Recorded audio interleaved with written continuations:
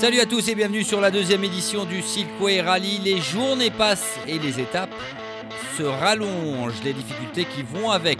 En auto, on s'attendait dans le team Volkswagen à un mano à mano entre Sainz et Al Attiyah, mais il faudra compter sur un troisième homme, en l'occurrence Djibril De Villiers.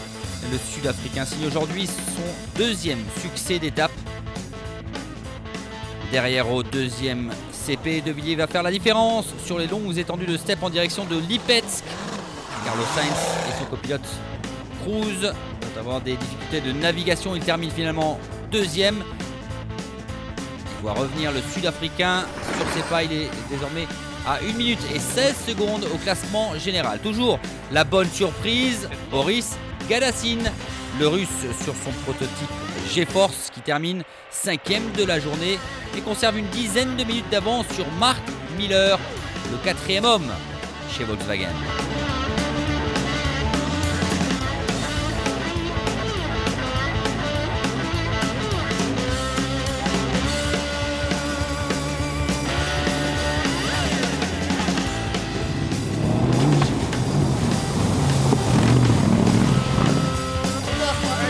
En camion, les grandes étendues de steppe étaient un terrain propice pour l'armada des Kamaz.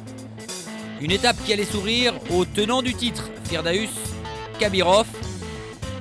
Le Russe vainqueur du Dakar 2009 remporte sa deuxième étape de ce Silkway et surtout prend le commandement au classement général.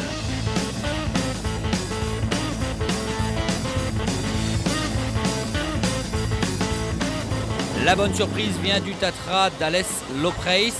Jour après jour, le pilote tchèque gagne du terrain. 2 fois 5e, il se hisse cette fois-ci au deuxième rang. La meilleure performance du tout nouveau camion d'Alès Lopreis qui reste à 15 minutes de Kabirov au classement général.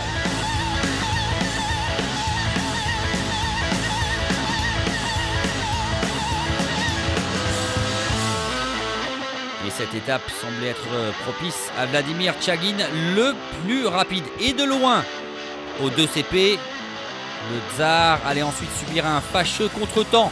Une crevaison à 16 km du but. Bilan, 11 minutes de perdu, ainsi que la première place au général.